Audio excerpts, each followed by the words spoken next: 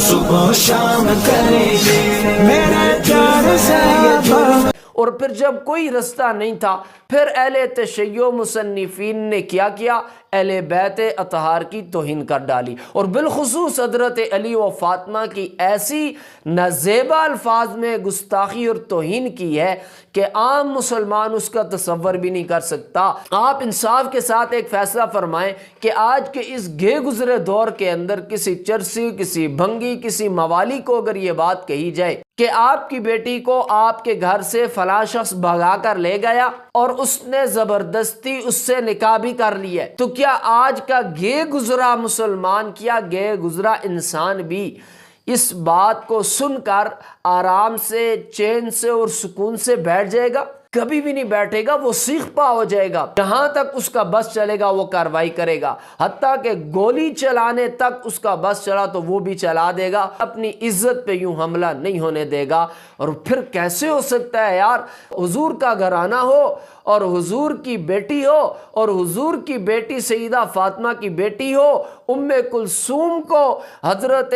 عمر بن خطاب رضی اللہ تعالیٰ عنہ زبردستی ساتھ لے جائیں اور پھر ان کے ساتھ نکاح کر لیں، اور شیر خدا علی المرتضیٰ رضی اللہ تعالیٰ عنہ یوں ہاتھ پہ ہاتھ رکھ کے خاموشی سے بیٹھ جائے، اور وہ علی المرتضیٰ جن کی بہادری، جن کی شجاعت کے چرچے عرب کے اندر کیے جاتے تھے، اور وہ علی خاموشی سے بیٹھے ہوئے ہیں اور ان کی بیٹی کو یوں زبردستی لے کے جایا جا رہا ہے۔ اور یہ باتیں فرضی نہیں ہیں، یہ بات آپ کو دلائل کی دنیا میں ہم بتائیں گے اور ثابت کر کے دیں گے کہ اہل تشیع نے اتنی بڑی اہل بیت کی گستاخی اور توہین کی ہے کہ اگر یہ گستاخی کرنے والا طبقہ بھی اہل بیت کا محب ہے تو پھر کائنات میں اہل بیت کا انکاری کوئی معنی نہیں جنا ہے۔ الفروع من الکافی اہل تشیع کی بنیادی کتابوں میں سب سے معتبر کتاب جو ہے الفروع من الکافی، اس کی جلد نمبر 5 کے اندر باقاعدہ ایک باب باندھا گیا ہے، اور اس باب کا عنوان ہے باب تزویج ام کلثوم۔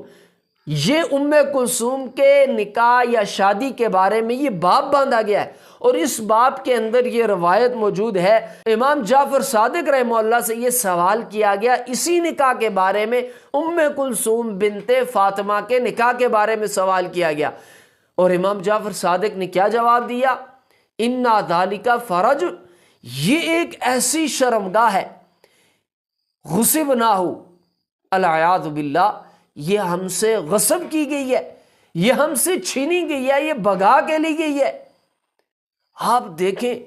کہ کتنا گھٹیا مذہب ہے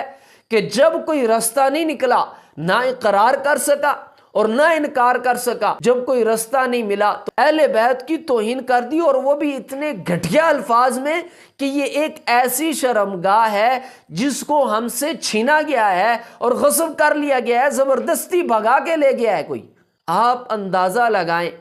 کہ یہ مذہب کتنا گھٹیا ہے۔ اس نے حضرت علی کو بھی نہیں معاف کیا، اور حضرت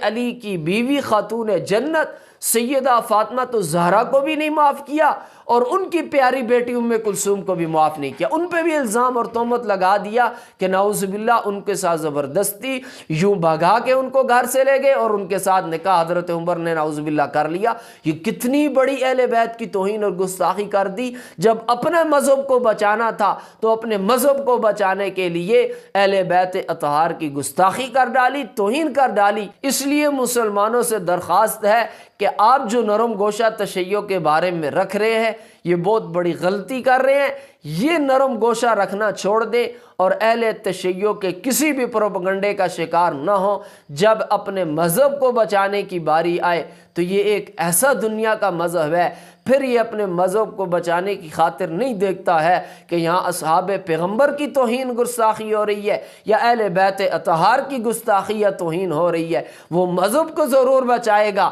اور مذہب کو بچانے کے لیے اگر رسول اللہ کی گستاخی بھی کرنی پڑی تو یہ مذہب رسول اللہ کی بھی گستاخی کر لے گا، لیکن اپنے مذہب کو بچانے کی پھر بھی ناکام کوشش جاری رکھے گا۔